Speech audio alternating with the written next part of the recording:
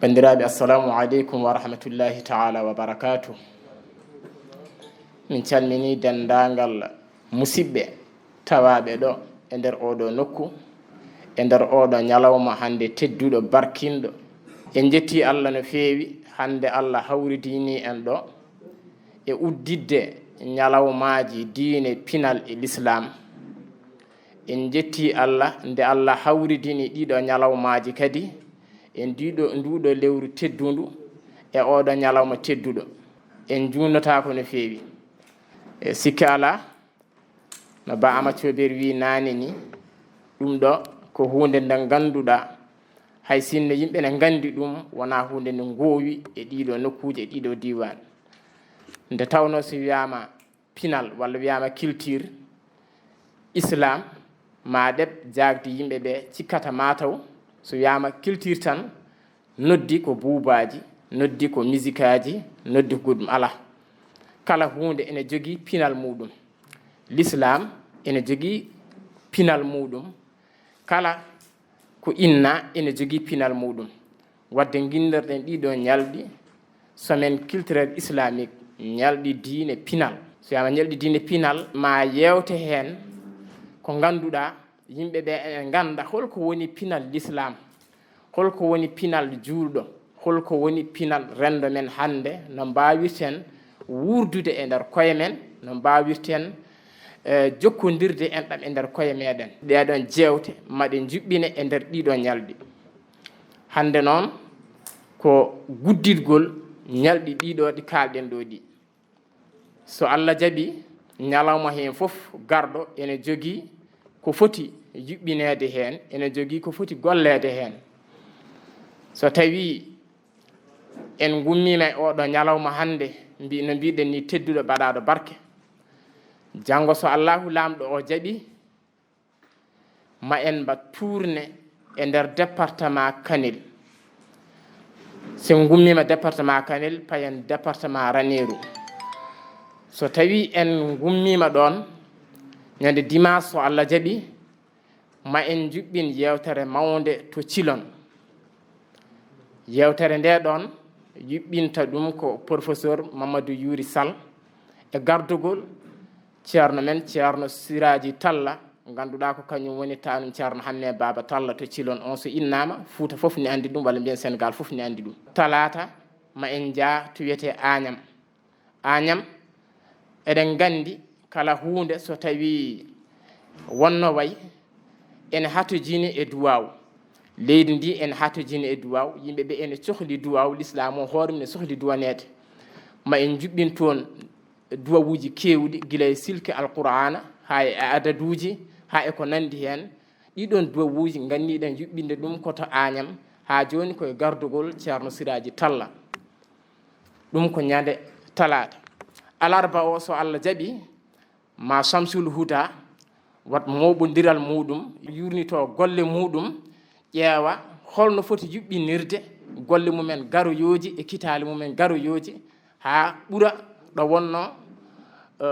e fandare muɗum, hesɗitina dendagal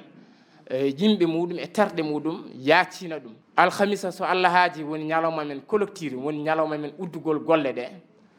ɗum ko ɗo kadi e Matam gartaten so Allah haaji. On ñalawma woni ñalawma ɓurɗo mawnude e golle o.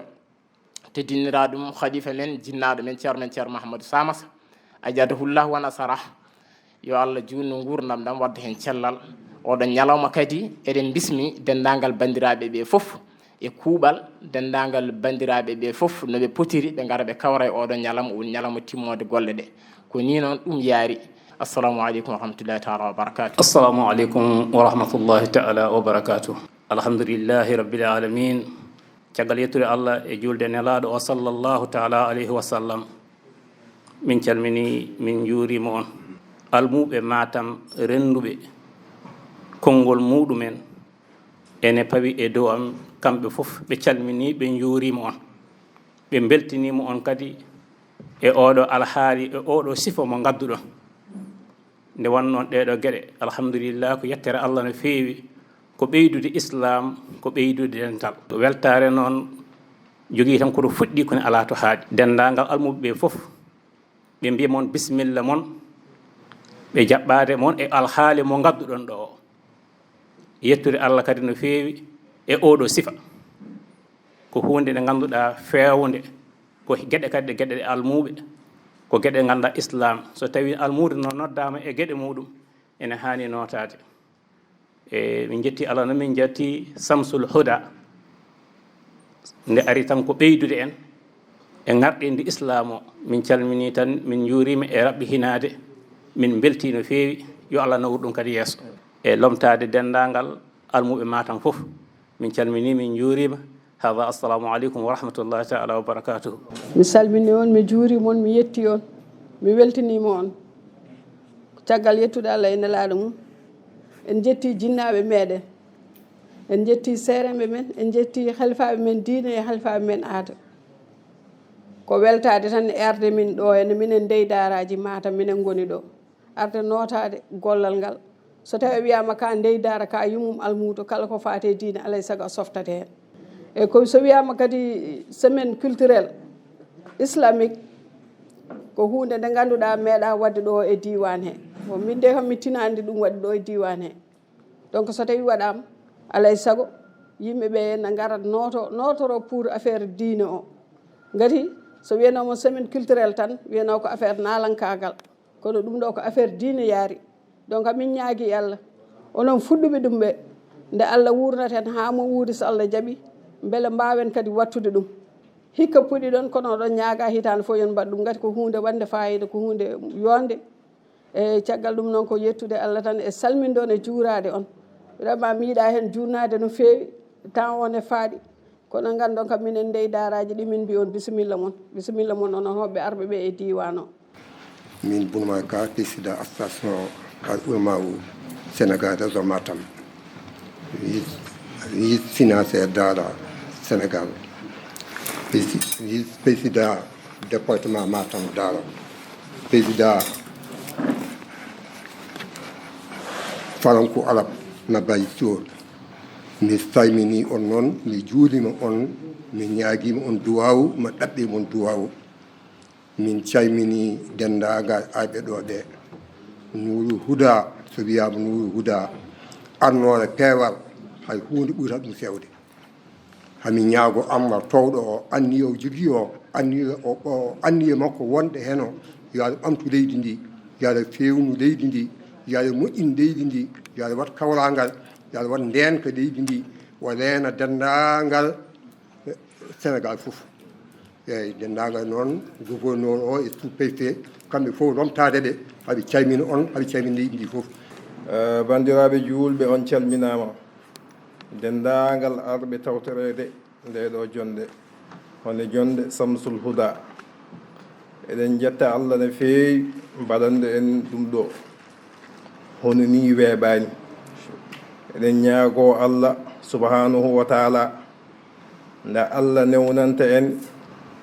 kala hitande eɗen mbaɗa ɗum ɗo saabu jonde culturel l'islam ene wawi wiyede ko ngol ɗo lawol fuɗɗi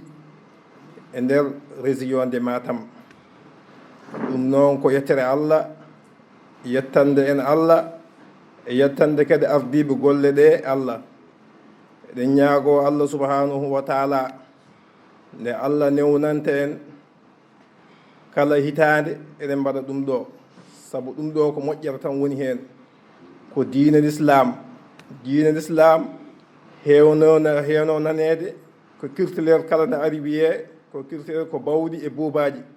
kono wiyede diine l'islam almuɓe alqouranil azim jomin lijasen wonɓe ɗo ne keewi e nde ɗo jonde ɗum ko hunde yettirtede Allah emin ñaagui Allah noon kala e saaha yo Allah newnan en wadde ɗum ɗon eɗen jetta Allah no feewi no feewi no feewi no feewi no feewi dendagal kadi almuɓe Agnam fof ngari ene noti ɗum ɗo kala hen mo dañani arde ene lomtini ñalawmaji men ɗiɗo yo Allah hokki en timminde e moƴƴere mi jaahi nabi Mustafa sallallahu alaihi wasallam en jetti Allah no feewi en juule nelaɗo makko sallllahu alayhi wa sallam en jetti ceerno men Cheikh Tidiane radiyallahu taala anhu kanko e yimɓe galle makko e almuɓe makko e koriji makko e dendagal kala jiɗɗo mo en jetti dendagal bandiraɓe jooɗiɓe ɗo ɓe fof tengti hen mawɗo men jinnaɗo men ceerno Abdoul Wahab o yettima joni joni en beltima no feewi jettugol makko ngol e gargol makko ngol sen piri inde makko nde tan firti wayne enen en keeɓi ko daranoɗen ko ni en jetti Allah alhamdulillah ceerno Abdoul Wahab en jetti Allah no feewi e caggal ne jettiɗen Allah jetten ceerno Mouhamadou Lamine Ka gardiɗo hoore Samsul Huda sen nootima inde nde tan ala ko donkuɗen wadde e nder leydi Sénégal ala ko donkuɗen wadde e aduna o par ce que so nangue feeñi tengal ardi kadi ko peewal aduna o fof yiyat ɗum yiidat ɗum o joguima anniya moƴƴo o joguima miijo moƴƴo o joguima yiyande woɗɗude yidde suudde almuɓe yidde nawde almuɓe yidde nawde ko yaadata e almuɓe sa wi almuɗo a innat ceerno sa inni ceerno a innat almami sa inni almami a innat rewoɓe caggal makko ɓe a innat yummiraɓe ɓe ganduɗa kamɓe goni ko wiyete yummum almuɓe eɓe ɓuri lollir ɗum ndeyi daara en ɓen kandi e koye mumen kadi ko kamɓe jogui baydaji kamɓe jogui falkaji kamɓe jogui sandaji ha e seeramɓe ɓen kadi en jettiɓe en juurima ɓe beltanmama e kadi e dendagal bandiraɓe men kadi wonɓe Dakar ɓe kamɓe fof sinno ko sago mabɓe kamɓe fof ɓe garanno hay goto mabɓe heddotako kono noon ɓe lomtini enen garen lomtadeɓe e heɗanadeɓe e nanandeɓe paamen noon ko enen tan gari ɗo kono ko dendagal eɗen gardi dendagal Dakar naɓe fof e dendagal leydi Sénégal fof assalamu aleykum wa rahmatullahi taala wa barakatuh caggal yettude Allah e julde nelaɗo sallllahu alayhi wa sallam e yafnade mboni kala e yafade mboni kala e ñagade nde Allah waɗanta en moƴƴere e ngal ɗo koyengal ngal jaɓɓuɗen danaga en tant que président conseil supérieur maître coranique Matam en gari ɗo e inde majlisul ala limalamil Qur'an e ummarade to Wourossogui en gari ɗo yettinde enenne yettade e yettinde calminade dendagal bandiraɓe